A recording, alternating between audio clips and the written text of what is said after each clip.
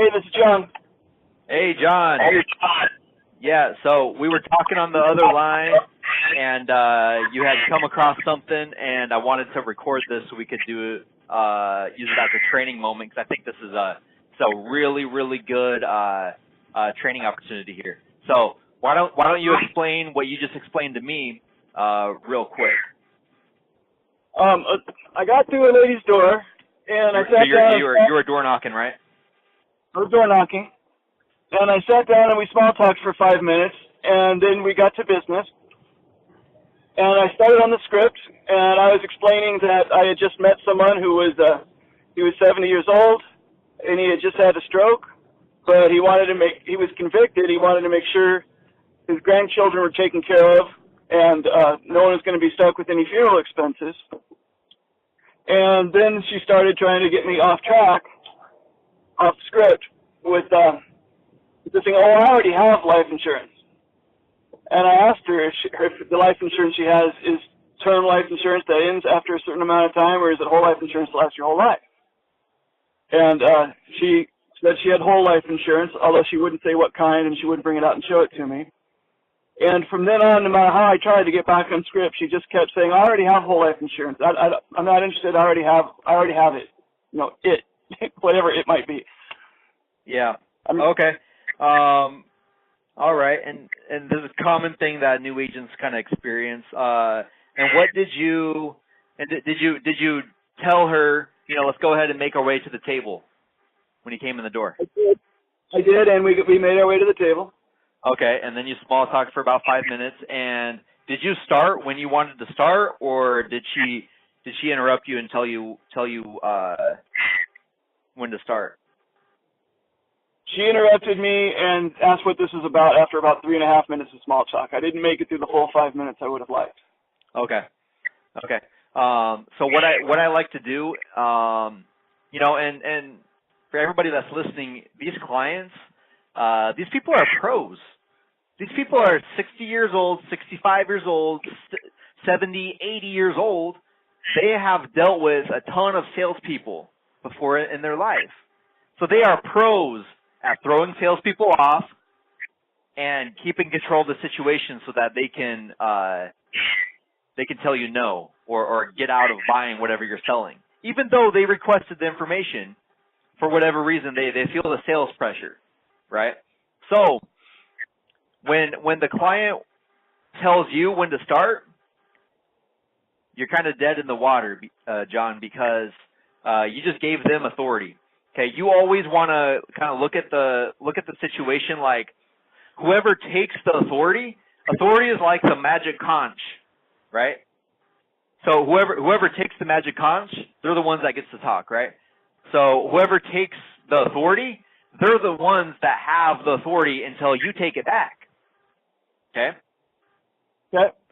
So at that moment, 3.5 minutes in, she took the authority by okay, what is this about anyways? So when someone does that, I'm not letting them take the magic conch. I'm not letting them take the authority. I look them square in the eye, and I just change the subject and keep on small talking. They're the ones that asked me to be there. I am the trusted advisor. I'm going to start when I want to start. They're not going to dictate to me when to start talking about my product, okay? They're the ones that, I'm the one that has the valuable time. So I'm the one that gets to dictate where my time is spent. Does that make sense? So at that moment where she goes, oh, yeah, anyway, so what is this about? You throw them off. You get them off that power trip, and you ask them a question, whatever you haven't asked yet. So are you originally from the area? How many grandkids do you have? That's exactly how I do it. I just throw them off by asking another question. And then after, another minute of small talk, I'm not going to sit there and, after they wanted to get going, start talking for like a half hour. I kind of let it go for another 30 seconds to a minute, and then I jump onto it. But as long as you're the one that's starting the presentation, you're the one that still has the authority. Okay? Okay. Okay, and then go on. And then what else happened? Then she said she asked you what kind of what kind of cover? What is it that you're selling, right? Right. What did she ask specifically? Can you repeat that?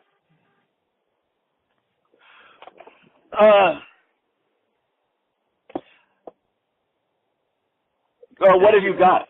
What have you got? Were her words. Several times asking me. What's this about? And then so she asked you several times. What's the reason why she asked you several times? Did you just ignore her and keep going, or?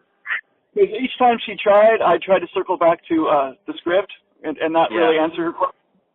And then I asked her about the life insurance she claimed she had. Is it around? Can I look at it? Because a lot of times people think they have term life, but it's going to run out.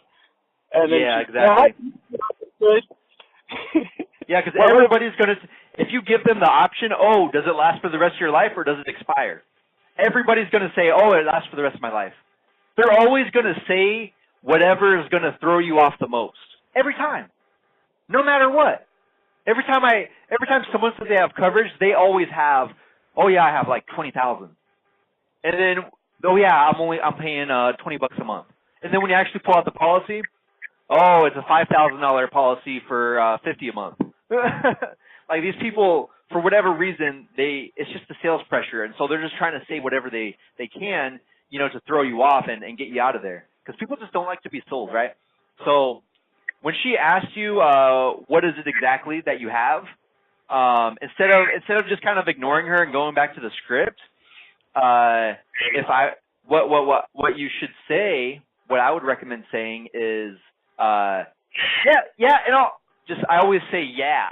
When they have a question, I always answer yeah, and then I give them my response so that psychologically they feel like I answered them. Okay, so I would say yeah, and I'll get into that here in a sec. Usually the reason why people fill it out, it's one of three reasons.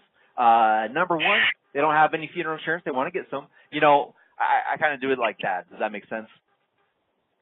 Yeah. So tell her, yeah, I'll get into that here in a sec. Lady, I'm the trusted advisor. You don't go into your doctor's office and tell your doctor what to do, what to prescribe you, the reason why he made his diagnosis, or the reason why he's taking that hammer and banging it on your knees. You don't ask him questions. You just do what he says and you follow his process. So you got to expect people to do the same thing with you. Okay. Yeah. Yeah. So and then what else? So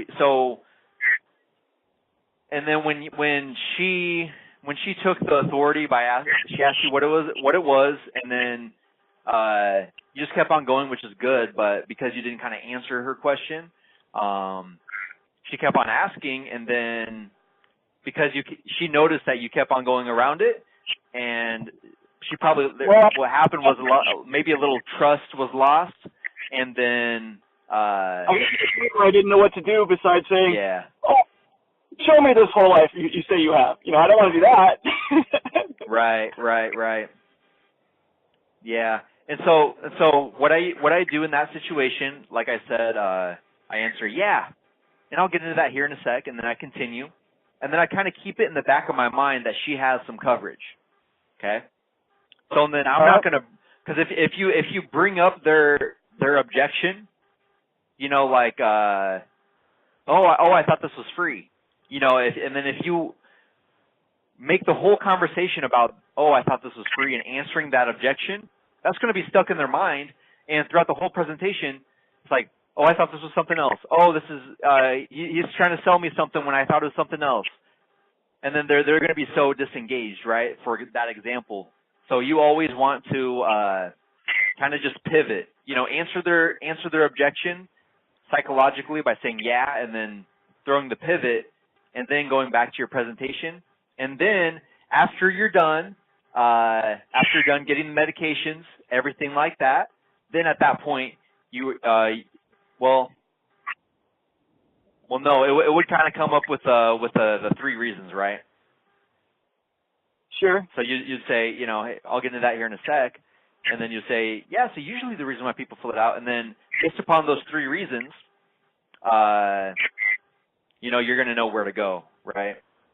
And so when you ask her the three reasons, she just kind of She didn't even answer you. She was just had it in her mind that what she had was the best, and pretty much. She got real suspicious, like, how come I wasn't saying what this is about? How come I'm asking other questions? Yeah. Yeah. Okay. Well, hey, it was a good training moment. You know, real good training moment. Do you have anything else to add? Anything else that you might want to know? No, I need to treat it as a tennis game and look at an objection as an objection and not take it so literally. My response is automatically to try to answer questions. I need to see them as objections and let them need to be circled around. Yeah, and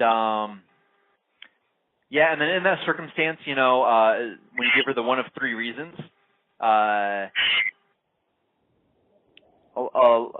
basically you're going to find out if this person is a suspect or a prospect. You know, if they don't even answer the one of three reasons, like some people, they're going to be like, oh, well, I have no idea.